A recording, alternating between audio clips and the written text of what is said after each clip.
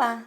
Iniciando mais um programa Presença e Harmonia, uma realização da Ordem Rosa Cruz Amorque, grande loja da jurisdição de língua portuguesa.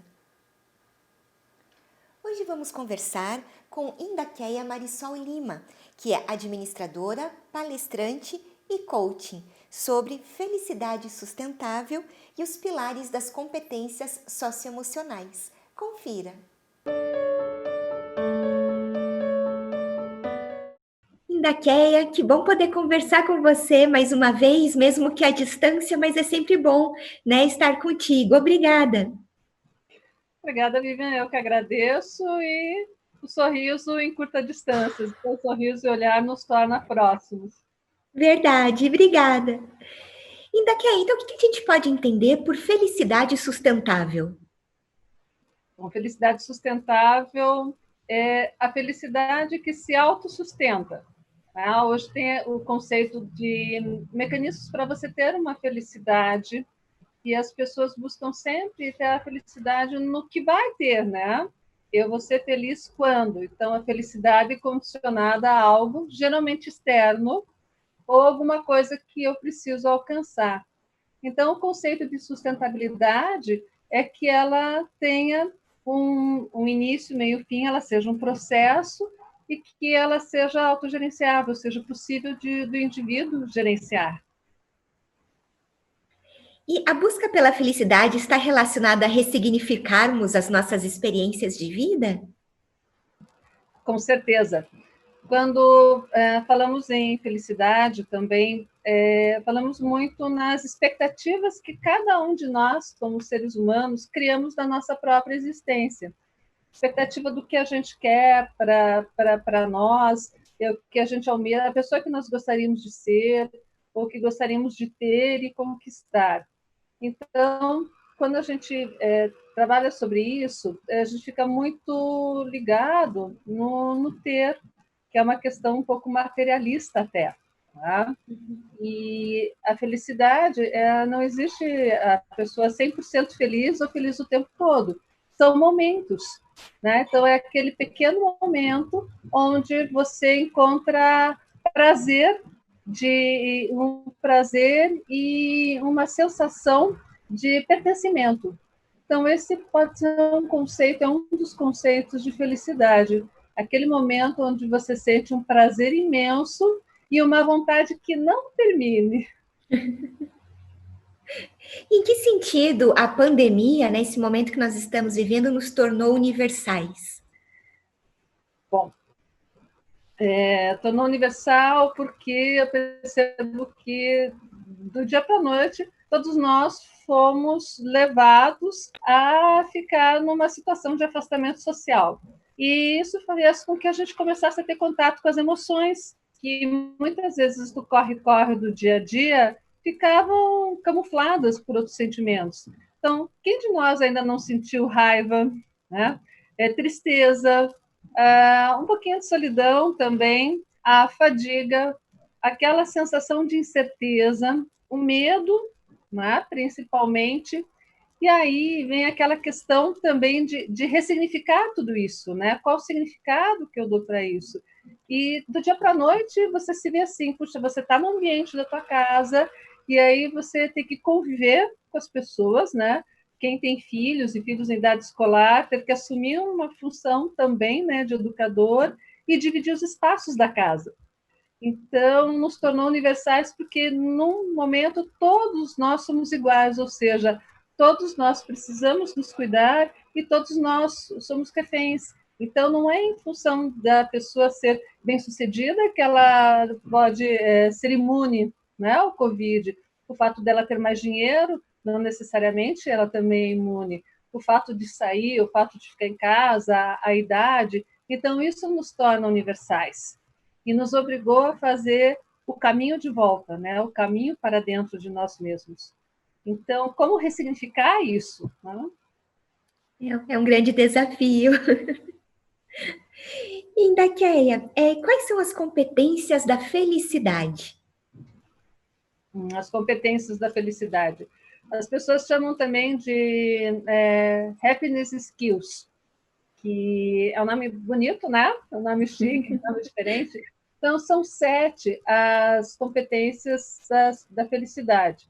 A primeira é resiliência, savoring, atenção plena, generosidade, compaixão, autocontrole e a gratidão. Dessas 7 competências, as 4 habilidades ou competências que dão resultado imediato e que foram testadas pelo neurocientista Richard Davidson. Ele é autor do livro Neurociência e Felicidade. E nas pesquisas, ele pesquisou o cérebro quando testou pessoas com estado de depressão, estado feliz e ressonância magnética. E viu que tinha determinadas áreas do cérebro no estado de depressão e também no estado de felicidade que eram mais ativas. Então, ele percebeu, puxa, se nós ativarmos essa área, nós conseguimos, né, levar um efeito, né, de felicidade. Então, as 4 que dão resultado imediato são a resiliência, savoring, que é a capacidade de saborear o momento. Então, muitas vezes, pode ser básico, às vezes é no dia a dia, Vivian, quando a gente tem um alimento que a gente gosta, a gente come sem pensar, ou às vezes você saboreia, né, aquele alimento que você gosta, tem que sentir o odor, o sabor. Você saboreia uma experiência positiva, você saboreia quando você está ao lado de quem você ama. Então, saborear, é você ter a capacidade de você vivenciar intensamente aquele momento. Quando a gente faz isso, a gente prolonga esse estado de bem-estar e de prazer. E aí acessamos áreas do cérebro, neurotransmissores e principalmente, né, o hormônio dopamina, que nos deixa feliz. E isso faz com que a gente prolongue, a gente sinta essa sensação de bem-estar. A atenção plena, que esse momento todo, né, nos manda para cá, quer dizer, eu estar aqui, estar ligado, estar presente no corpo, presente nesse momento.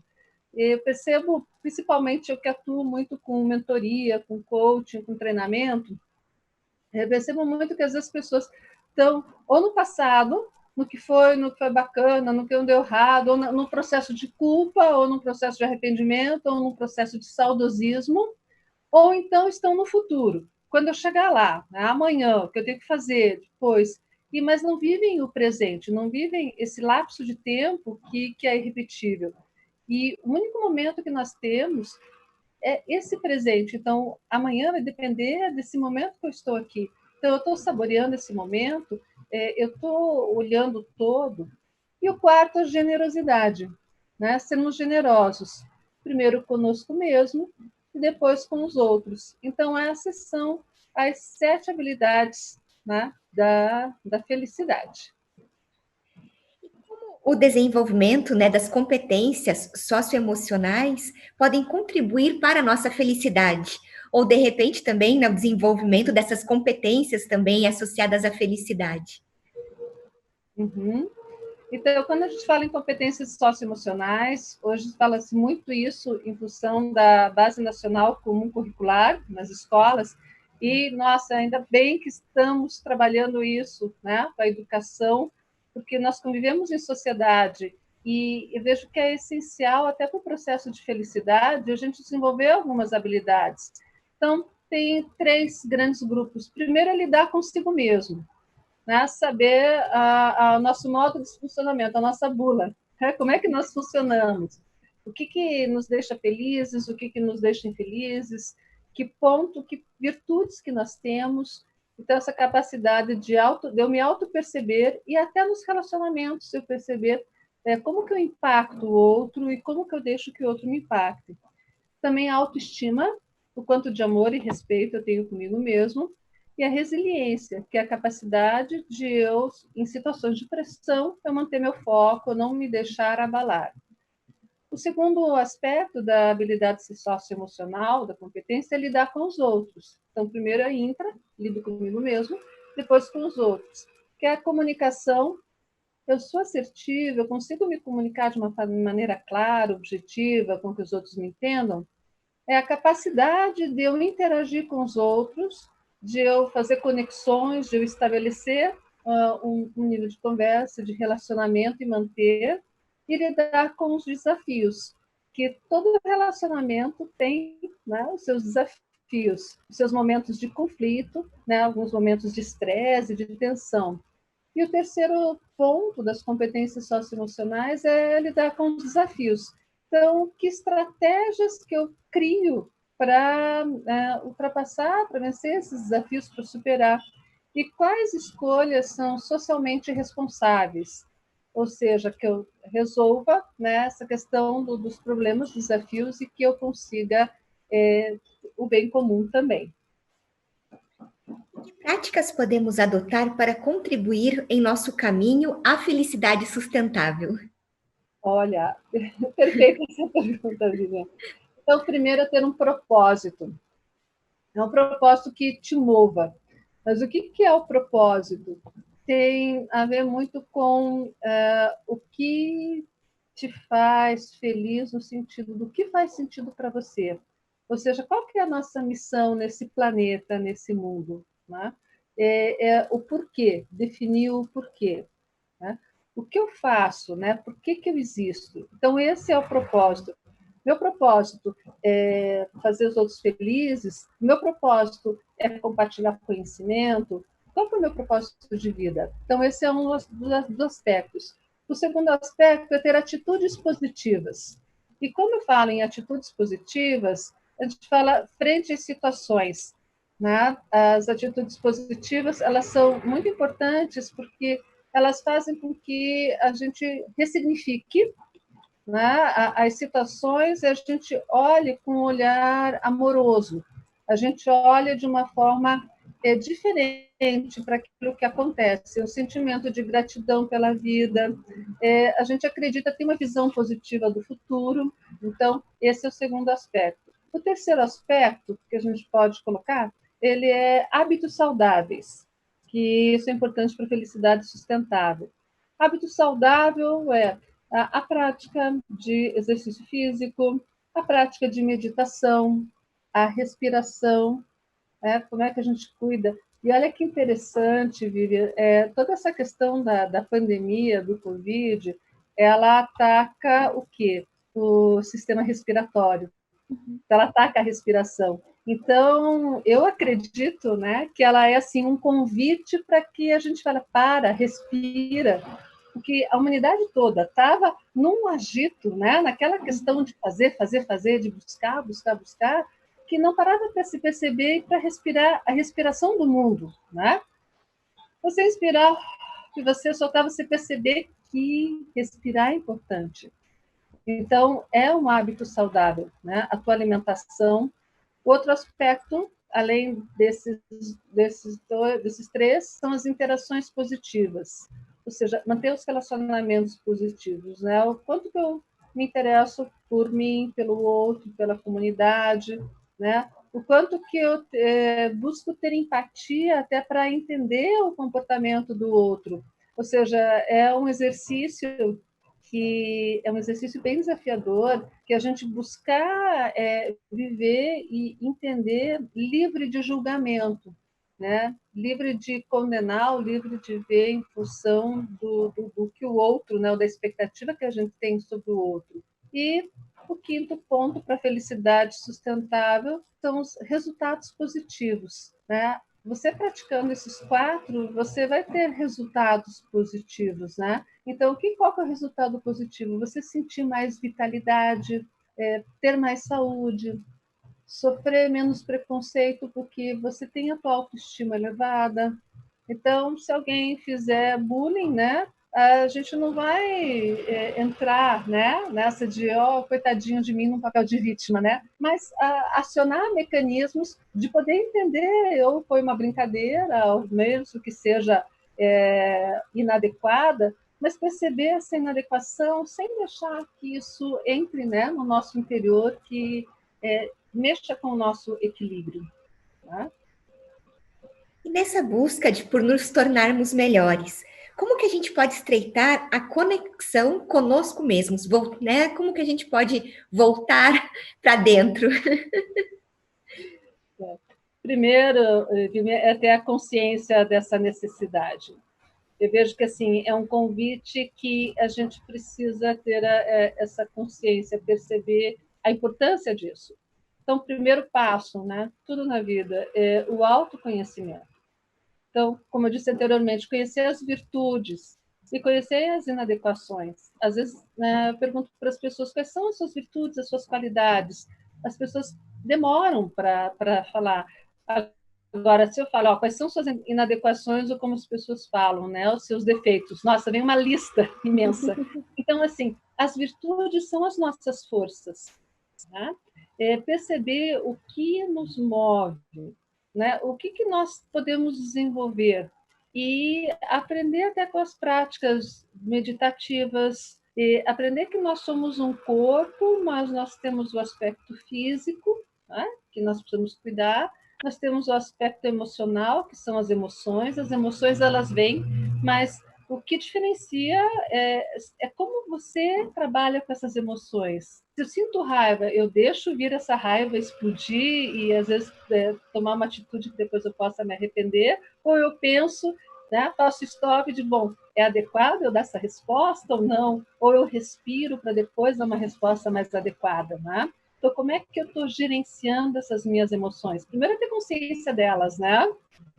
E depois gerenciar o aspecto mental, né? Quais são as minhas crenças, meu sistema de crenças e valores, e o aspecto espiritual que tem a ver com o sentido da vida. Outro aspecto para desenvolver também, na Rosa Cruz faz bastante, que é a questão dos estudos. Né? Então, é estudar e praticar. Eu trabalho com desenvolvimento desde que eu nasci, porque meu pai já trabalhava nessa questão de, ele é psicólogo, né, e tem um grupo de trabalho. A gente chamava de grupo operativo. Eu falei, por quê? Porque nós precisamos operar uma mudança primeiro com a gente mesmo. Então, tinha um exercício bem bacana, que é, à noite ao deitar, você praticar ver a gratidão.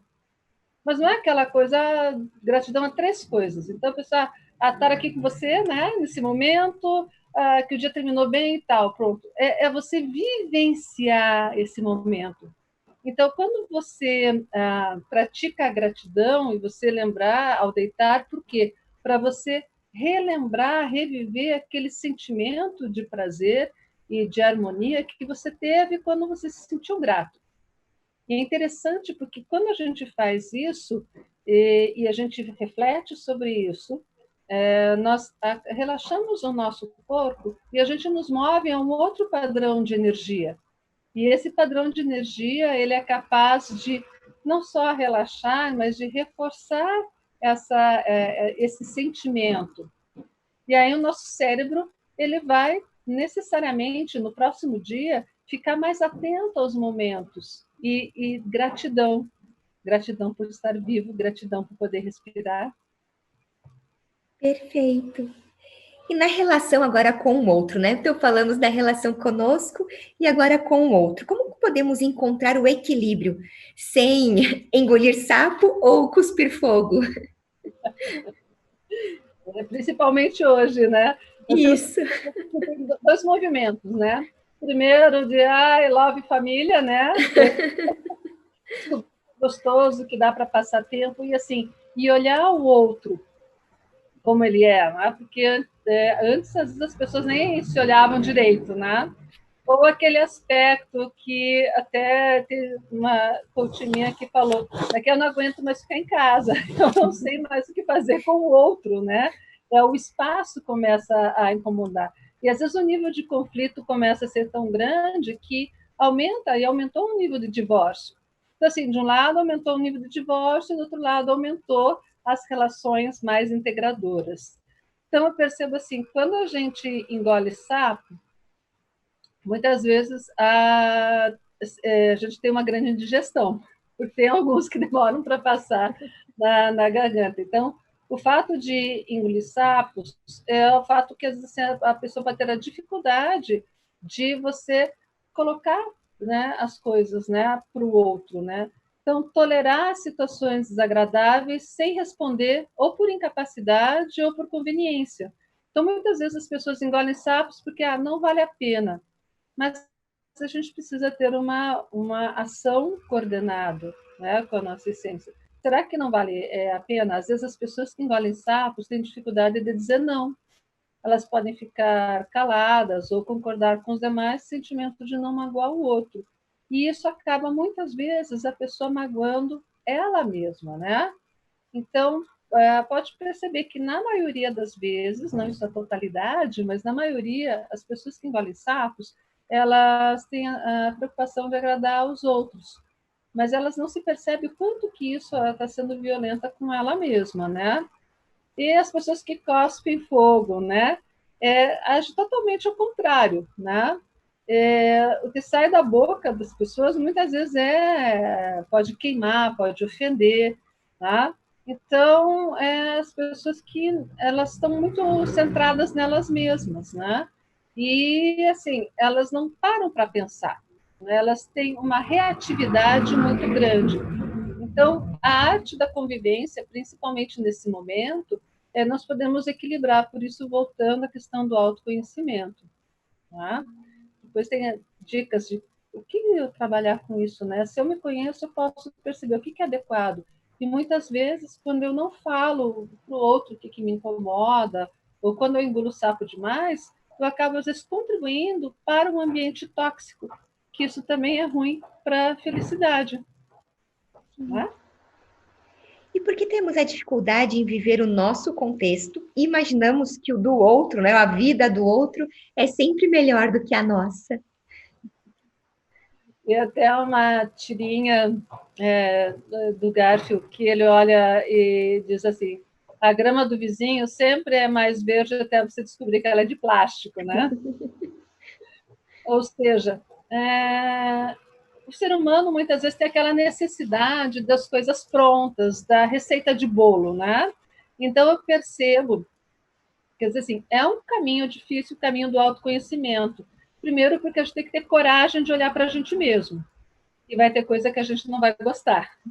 Segundo, que nós precisamos ter um processo, e um processo assim, eu vou praticar a gratidão, vou praticar por 30 dias. Se eu esquecer, no dia seguinte, puxa vida, eu tenho que eu tenho gratidão por eu ter lembrado, e aí eu continuar o processo. Mas as pessoas querem soluções mágicas, né? E isso acaba com que eu acabe me desfocando, desvirtuando do foco realmente do que eu preciso, né? Do que é importante nesse momento. Eu percebo muito isso. É verdade. E como que a espiritualidade pode atuar nesse contexto? A espiritualidade, ela atua no sentido de pertencimento, né? De pertencer, desculpa, de pertencer no sentido da vida. A partir do momento que eu olho o outro como compaixão, a partir do momento que eu percebo que o meu papel aqui é a evolução. Então, não é o ser melhor do que o fulano, não é o ser o mais famoso. Por exemplo, olha que interessante, Harvard fez um estudo sobre a felicidade, e ele acompanhou durante 75 anos. Imagina, Vivian, a vida de 750 pessoas durante 75 anos. Foi o primeiro grande estudo. E antes disso, eles fizeram uma pesquisa com jovens, geração milênio. Então, o que era felicidade? Para uns era dinheiro, e para outros era ser uma celebridade, né? Ter um impacto social. E aí, nesses 75 anos, eles descobriram que essas pessoas também tinham esses quereres. E o que são as 3 coisas importantes para ter felicidade? Ter bons relacionamentos. Ou seja, um relacionamento que eu possa ter autêntico, né? E que eu possa receber amor, carinho e afeto e respeito. Então, da família, de amigos, de pessoas que são importantes. A espiritualidade, ela faz com que a gente saia do nosso egoísmo, né? E que a gente veja o que realmente é essencial. Olha esse momento, que momento rico que a gente está tendo, de perceber assim, o que é importante para mim nesse momento. Né? De repente é importante eu sair, eu ir para fora, voltar para dentro, eu realmente olhar nos olhos das pessoas que estão ao meu lado, ou eu ter esse interesse genuíno pelo outro. Olha quantas ações solidárias que foram mobilizadas e de uma forma assim simples, né? Porque a gente se importa com o outro. Uma coisa que a espiritualidade nos dá e que é essencial, a gente poder perceber que o pensamento cria. Então, e que nós somos muito responsáveis por manter esse nosso padrão de energia, que é a quantidade de força que a gente tem, né? Então, de atrair coisas. Como é que a gente atrai coisas? Se você está desanimado, você só vai atrair, né, pedras no teu caminho, você vai tropeçar. Quando a gente está com raiva, pode ver, as coisas parece que multiplicam, né? Daí tudo é aquela sensação de explosão. Então, se eu olho e ressignifico aquela situação, né? Todos nós temos situações que não são agradáveis, mas como é que eu posso olhar e perceber o que tem de melhor em cada situação? Então, a espiritualidade, ela nos eleva para mostrar assim, o que eu estou vivendo aqui é importante para a minha evolução, né? Eu me tornar uma pessoa melhor e perceber que a única coisa que a gente tem, a gente é responsável é pela nossa essência. Então, como é que a gente está cuidando dela? Como é que a gente está manifestando essa essência no mundo? Né? Que pessoa que a gente está sendo? Né? E eu vejo que nós temos um papel muito importante nesse momento de cuidar, como, né, Jesus falou várias vezes, orai e vigiai, né? Da gente cuidar dos nossos pensamentos, papel onde muitas pessoas estão desesperadas, né, pela situação de confinamento. Então, à noite a gente tem praticado muito a questão da meditação e da irradiação, de pensar nas pessoas e elevar um pensamento positivo. Isso nos torna mais humanos, melhores, e faz com que a gente tenha sentido nisso tudo. Isso vai passar. E você disse que tem uma história para ilustrar um pouco essa nossa conversa de hoje. Você pode contar para a gente? É o caminho da felicidade. Então, acelerem os ouvidos, porque agora eu vou dar a chave do sucesso. A chave do sucesso do caminho da felicidade. Então, ela é uma história bem interessante, né? Ela é uma história de o Deus criador Brahma. Ele estava sozinho no universo. E aí, para não sentir tanta solidão, ele resolveu criar seres. E ele foi lá e criou os homens, né? E criou seres para fazer companhia. Mas esses seres descobriram, né, o caminho da felicidade e voltaram para ele. E ele se tornou único e continuou sozinho. Então, ele resolveu fazer outros seres, só que antes de dar o sopro da vida, ele pensou, puxa, eu vou esconder a chave da felicidade, né? Porque assim eles vão demorar para encontrar. Ele pensou, onde que eu vou esconder? E ele disse, vou esconder no fundo do Oceano Índico, que eles não vão achar. Ele pensou, futuramente os homens vão desvendar os 7 mares. Então, facilmente eles vão achar. Já sei, vou colocar na caverna do Himalaia. Daí ele pensou, não. Ele vai prospectar todas as cavernas e vai achar. E assim ele ficou pensando e não deu vida aos homens até achar um lugar. E aí ele disse assim, puxa vida, consegui achar um lugar onde pudesse, né, melhor que os oceanos, né, melhor que as cavernas do Himalaia, né, vou colocar num planeta, né, o planeta do universo. Daí ele pensou um pouco e falou, puxa, o homem vai construir foguetes. E aí ele vai conquistar as galáxias. E o que eu vou fazer? Depois de muito pensar, ele começou com entusiasmo e falar, descobri um lugar onde o homem não vai encontrar. Então, o que ele fez? Ele olhou para aqueles seres, né, do barro, deu sopro e escondeu a chave da felicidade dentro de cada um deles.